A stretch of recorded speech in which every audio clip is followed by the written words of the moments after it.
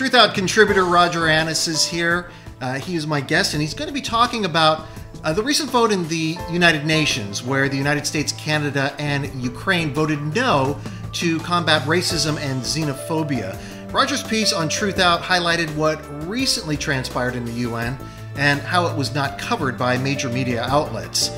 The news analysis is entitled "Western Media Turns Blind Eye to Shameful Vote on UN on Nazism by US in Canada and Europe," and a second article that was recently published called "The Propaganda War Over Crimea's Break from Ukraine." Roger, welcome to Truth Out Interviews. Oh, thanks. It's good to be with you. Let's talk a little bit about the language that was in this UN resolution, because some people may not have read your article yet or had a chance to look at the UN resolution. Just talk about what this said. It's a lengthy resolution that was discussed and voted on at the third committee, it's called, of the UN General Assembly. That's the committee that concerns itself with social rights, human rights issues. And so in many respects, this resolution is it's an important follow-up to the anti-racism conference, the UN conference that took place in Durban, South Africa. Highly controversial conference because the US, Canada, Australia, one other country, did not endorse the resolution of the Durban Conference because that resolution was critical of Israel's policy towards the Palestinian people. So, but the Durban Conference is a very sweeping conference dealing with all of the issues of racism in the world today, and so that's largely what this latest resolution at the third committee was addressing. But there's a new element now that's being introduced into the discussion over racism, which is the situation in Ukraine. We've seen over the past year plus the rise of the extreme right-wing nationalist movement in Ukraine to the point where it's had ministers as members of the Ukraine government. And so the resolution did have that element of addressing anti-fascism and anti-Nazism as a result of the events in Ukraine, and of course also in European countries, where in some we're seeing the rise of the extreme right as well. And so that was one of two objections to the resolution by the tiny number of countries that voted against it, but also I would say the large numbers, the 55 countries that abstained on the resolution, including all of Europe. They saw in the resolution, even though it was proposed by 30 countries, the hand of Russia trying to criticize NATO policy in Ukraine for supporting this neoconservative government in Ukraine and the right-wing parties and militias that it leans upon. And so it was really the two issues, this sort of continuation of the debate over Palestine from Durban, and now this support by Europe and North America for the right-wing and extreme right-wing in Ukraine. One of the things that was recently voted on in the House of Representatives was a bill that was, in a sense, reigniting the old Cold War flames. This was not really covered by the news media, I think because it was trumped by Dianne Feinstein's release of the House, or at least the congressional report about the CIA and torturing. So that dominated the news cycle. But this slipped in under the wire. You've talked about it on your blog, or at least you've had a blogger write about it. We were going back and forth a little bit on email, and you were alerting me to it. Talk a little bit about this House resolution, or this House bill. It's a very serious resolution. It was adopted on December 4th, House Resolution 758, and it's essentially, the headline that I put on our little short news report about this on our website is, this is the new Cold War. It's here. That's in the resolution. There's a conflict going on in Ukraine, a military conflict, and we, the United States, support the Ukrainian side of this conflict, and we're going to do more to support this regime. That's, Canada is completely in lockstep with the United States, and this, in fact, coincidentally, we learned on December 8th that Canada has now sent its first contingent of military police to Ukraine to assist the Ukrainian army and quite possibly the right-wing militias in the war that they're prosecuting in the east of the country. We know already that the US and Canada and Europe have been supporting the Ukrainian government in this war, claiming this to be a war of national defense against an alleged Russian aggression against the country. Well, let's talk about your second article on Truth Out, which was the propaganda war over Crimea's break from Ukraine.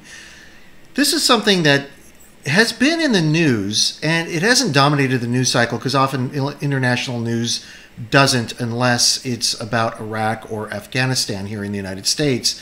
But what's going on in Crimea some people may not understand the backstory about what this conflict is about, and how what we are reading in the newspaper, or at least on news websites, I keep saying newspapers, but news websites, may not be exactly what's happening. That you're saying that this is actually a propaganda war that's being waged, at least in the Western media here, to keep the U.S. interests, or at least public opinion, on the side of Ukraine.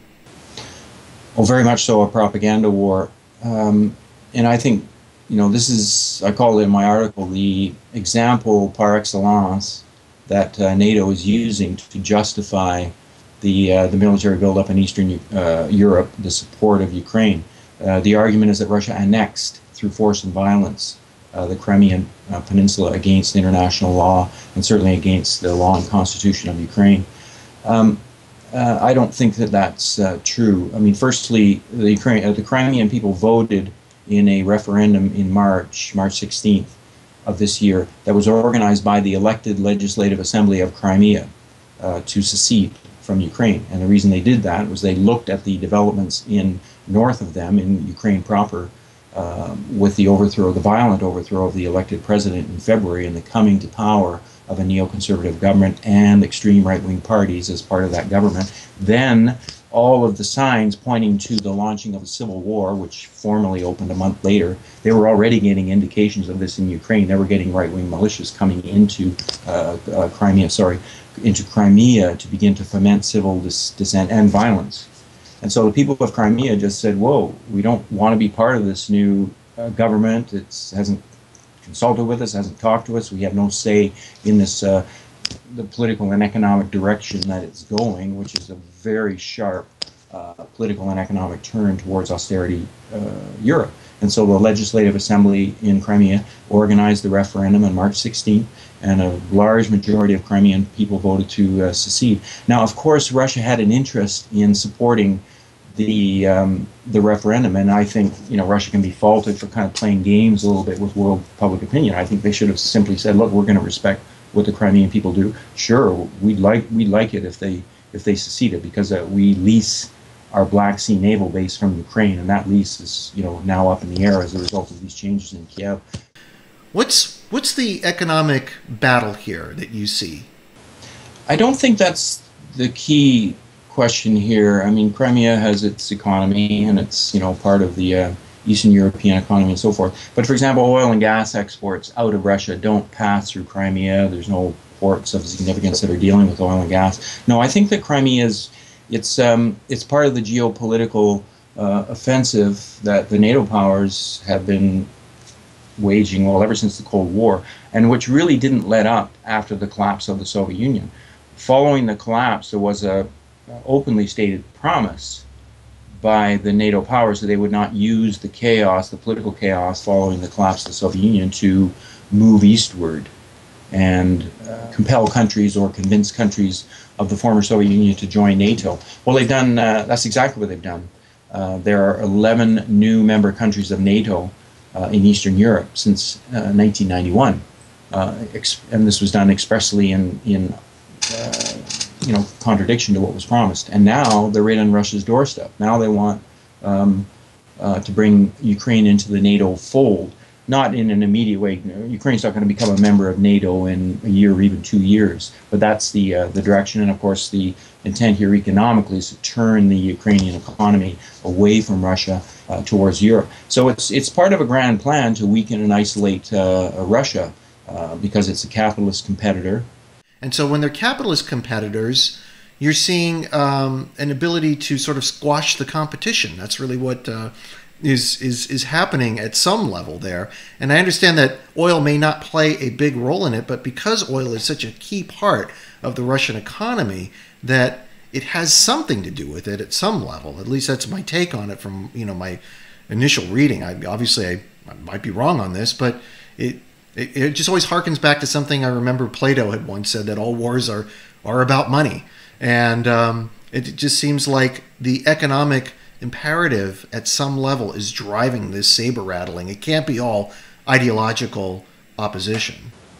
Oh, I agree. And my answer to your earlier question was specific to Crimea, but overall, when we look at Russia, yeah, there's big economic interests at stake. Russia is, the largest oil and gas producing country in the world. So, for sure, Western oil corporations would love to have their hands more directly on that. Of course, they already invest significantly in the Russian oil industry, but not they don't have total control the way they would like to have it. When I say that, Russia's, and you've used the term, which is correct, Russia's a competing capitalist power to these NATO powers, that doesn't mean to me there's kind of a better form of capitalism out there. It's, we're in a different world now in these past several decades, and I think that Latin America in developments there in the past couple of decades are the most symbolic of this. In Latin America today, we no longer have a situation where governments in Latin America are simply going to snap to attention whenever the United States, snaps its fingers and follow orders. There's an independence now that exists in all the countries of Latin America, including the big capitalist countries like Brazil. Of course, Cuba, Venezuela, Bolivia are of a different order. This is people embarked on different paths of social development. But even when you have countries, big important capitalist countries like Brazil and Chile and Argentina, prepared to stand up to the United States and say, no, we have our own national path of development, thank you very much. This is really significant for people in the world. This creates a political space for people in those countries, but also anywhere in the world, that there is now, we don't have to follow Uncle Sam's orders anymore. There's a place there where we can choose a different path of development. And so I think that the fact that Russia is prepared to stand up to NATO is, unlike so many other countries of the world, when push comes to shove, Egypt, Iraq, these countries are going to bend because they're not going to defy the empire. But Russia today and countries in Latin America are prepared to defy the empire, and this has really important consequences. And that doesn't mean to say at all, because I get accused of this all the time, oh, you become an apologist now for Russia. I mean, Russia's capitalism is a pretty crude form of capitalism. It's there's a lot of kleptocracy involved. It's a very corrupt capitalist system, and certainly not one that the Russian people themselves are happy with. So I'm not saying at all that here we have a new path of development for the world with a model like Russian capitalism, or even Chinese for that matter. No, I'm just saying the world is changing now. The big powers don't exercise the same monopoly over decision making. They can't order people around in the world in the same way they used to. And so an example is this little place of Crimea with 2 million people who could raise the flag of defiance and get away with it. All right, Roger, I want to thank you for being on Truth Out Interviews. You're welcome. It's good talking to you. You too. You can read Roger's article on Truth Out. It's called Western Media Turned Blind Eye to Shameful Vote at UN on Nazism by US, Canada, and Europe, and also the propaganda war over Crimea's break from Ukraine. And that's Truth Out Interviews for another week. I'm Ted Asregadoo. Thanks for watching. We'll see you next time.